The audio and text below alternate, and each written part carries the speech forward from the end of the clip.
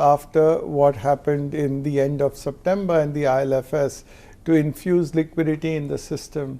But it's more now a matter of rebuilding confidence in the system, rebuilding confidence that if you lend to NBFCs, your money is not going to be down the drain. And I find this that RBI will have to increase its liquidity to the NBFCs. So one of the suggestions that we could have is that if RBI opens up a special window that can be of funds which can be lent to NBFCs, or if it can be that RBI takes a first loss of say 10% and lets banks ask them to lend more to NBFCs. Besides that, the RBI can also look at creating a whole special purpose vehicle which can lend some funds to NBFCs on a short-term basis. They can buy over the commercial papers which the NBFCs are due and give them, refinance them. They could take a fee if they like, but these are some of the measures that the RBI would have to do. Besides, there is the ECB route. If they can relax that ECBs today, companies can raise, housing companies can raise only if they give for affordable housing. Can they make it for all real estate? These are some of the measures which are. In fact, larger companies such as yours, in the last couple of months, I'll say 2.5 quarters, have changed the mix of the sourcing of your capital via NCD and ECB. But smaller NBFCs are not being able to, go for. So, do you think that in their inability to source funds, their business models will get questioned, and that could actually spur a lot of, M&A, forced M&A of sorts in the system, in your view? So I think clearly there's going to be consolidation that's going to take place in the NBFCs. Actually, if you see post the IBC, consolidation is taking place in almost every sector of the industry. If I look at steel, look at all the cases that went to the IBC. These were the not well capitalized, not so well run companies, some of them smaller. And who were the bidders for that? It could be either a Tata or a JSW and Arcelor. So similarly, consolidation has taken place across industries. I see this in the NBFC space as well. And over time, I think you will see the larger ones becoming larger and some of the smaller ones which are not well capitalized or which don't have as good an asset quality as should be, they would find it very difficult. Yeah, in fact, veterans are already calling it that it will become a big boys game alone. So you are very well capitalized. You are one of the key players, be it rights issue money or other money sitting on the books. You are, we understand, also being approached by different players, parts of business of Diwan or any other. Are you evaluating such proposals, or what will attract you to any such piece of the business? So we are very clear in this.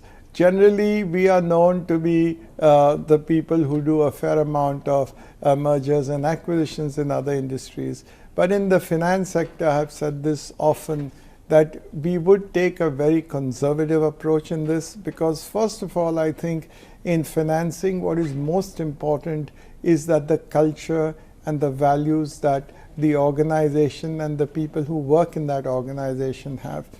And secondly, that it has to be very important for us to be able to look at the quality of the book in granular detail. And unless and until we find that it meets with our requirements, because our requirements for asset quality are very stringent, only then would we look at acquiring portfolios. So yes, in today's environment, there are many people who would like to give their portfolios to get over the crisis, but we are being extra conservative and, let's say, very careful. Of course, you have very great business partners as well from the overseas market, where you can not only access capital at a lower cost, but the quality of marquee investors. So would you, so in this case, if I might just ask you a follow-up question, the quality of books will be the determinant whether you, and of course valuations, whether you go ahead and close the deal, but you would evaluate proposals as they come. So quality of book, as you said, as well as the valuation, and thirdly also the culture and how the people are, and what is the noise that we pick up from the markets of the quality of people is also very important. Sure. Okay, let's move on, sir, from the sector at your own company. Again, a lot of interesting developments have happened. One key worry of the market, which is one particular large developer as your client, you have moved consciously to reduce exposure to that one particular client in the form of the transaction you've done. Earlier, you had addressed the market worries of the proportion of money from short-term paper. Now you've addressed this. So what was the thinking behind it? You want to really go back to the market and exactly tell in a very transparent manner how the business is panning out, right? See, the whole market today, there is a lot of stress, and you know, even small issues get highlighted a lot, and people are feeling uneasy in the market. So we thought that we needed to correct this impression. So one of the things we did is that to really raise long-term resources. So since the end of September, we've raised 16,500 crores of long-term resources. These are either NCDs or they are term loans from banks or from institutions like the LIC and so on. So we've replaced the short term with long term, and we are continuing to do this as we speak. In addition, there was a lot of uneasiness as far as one developer, which was Lodha, was concerned. And we said that we will bring down this exposure. And the proof of the pudding is that the quality of asset and the quality of loans that we'd given to Lodha was good. And therefore, we have now been able to bring that down successfully. And from a 4,000 crore plus exposure, we have said that by the end of this year, we'll bring it down to 1,800 crores. And even in this current quarter, we are bringing it down to about 2,500 crores. What is more important is that we've got some of the best marquee investors to look at it, and Goldman is one such name as well, which is coming. And therefore, it just shows to some extent that the quality of underwriting was good. But I think the reason why we really wanted to bring it down is to give the market an assurance that this is a high quality asset which can be brought to a more regular level. And now we have said that going forward, we will limit our single borrower exposure to less than 10%. Sure. And of course, business is about learning each day, so one can always go behind it. So talk to us about the priorities of the group right now, because last 6-7 months have not been easy for the sector, for the company.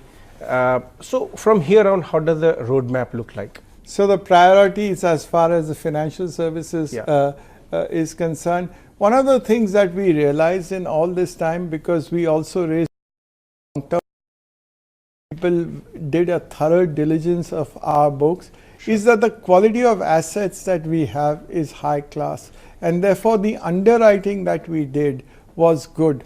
So in that sense, we feel confident that even in a very stressed environment where there is so much of pressure all around, our quality of book remains good. And we have not, so one of the lessons that I've learned is that what we have done till now, as far as underwriting is concerned, has been good. Second lesson I think we have learned is that we should be more conservative and have more long-term funds. And now even the RBI has put up a new policy document, which in some ways will also push us towards that. So we would rather err on the side of conservatism. Third thing we have learned is that the single borrower exposure we will bring down, because it creates, as I said, unnecessary pressure in the market. Fourth is, I think we knew this, and this only gets further actually amplified, is that it is always better to be conservative in your debt equity ratios. So when we raised 7,000 crores as equity a year ago in 2017 October, I think at that time people said that why are you raising so much, because you will be bringing down your returns on equity. I think those were measures which were good, that have steered us in good, and therefore I always believe that the old adage which I had learnt growing up in businesses, that you should always raise money when people ask you why are you raising it, not when people ask you why not. And final thing I think we've also learnt is that the policies which we had as far as risk and legal are concerned, and this is right from the inception, we had said that risk would report directly to the board and not to the business. And now RBI has also said it. So this again, it's better to be more conservative.